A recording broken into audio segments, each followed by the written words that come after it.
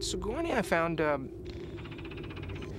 because I didn't get there, I didn't really have any rehearsals with Sigourney, nor did we. I remember talking very much to her about the relationship between her and Hicks. And I found Sigourney to be a little bit like Ripley.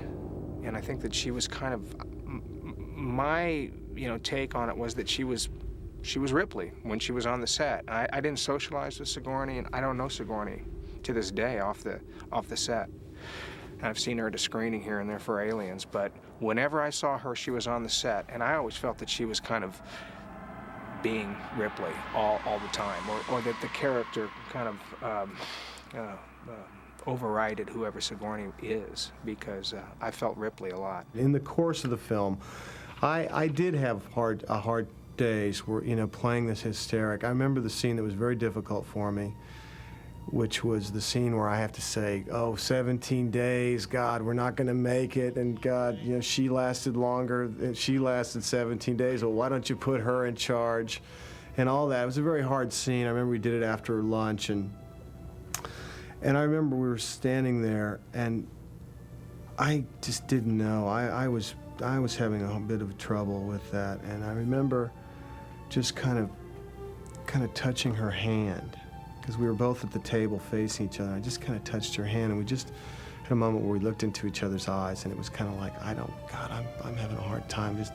hang on with me. And she was there. I thought that, the scenes that we played, she's got an incredible softness to her that you don't see that often in films, which I thought we captured. There's a couple of scenes in it, and you can see how she feels about Hicks. You can see in her eyes. There's something you can see that she really, really likes this guy, really trusts him, and likes him, And it's not just the scene where I switch the watches with her or whatever.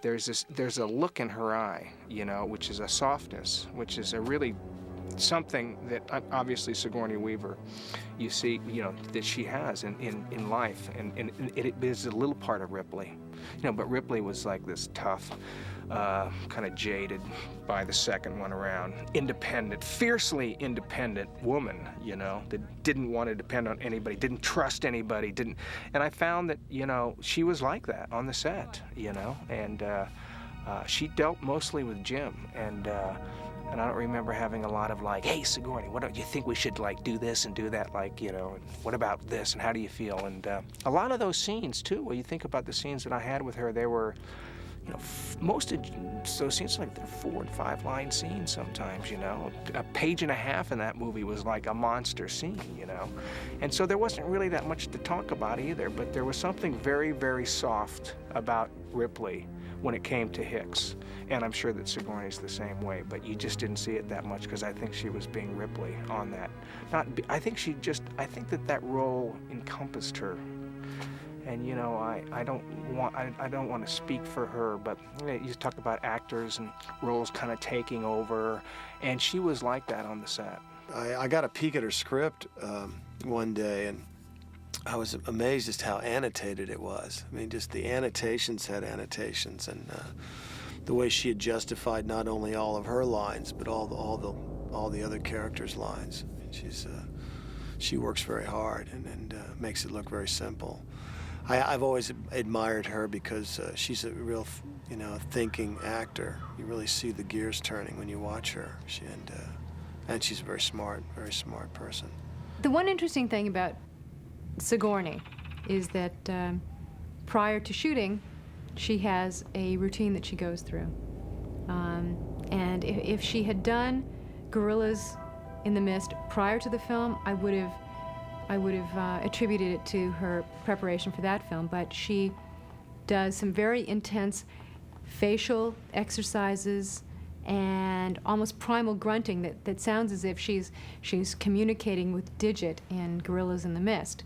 And when you're prepared to do a very technically difficult scene and you see your lead actress running through those pre-take exercises, it can be a bit amusing.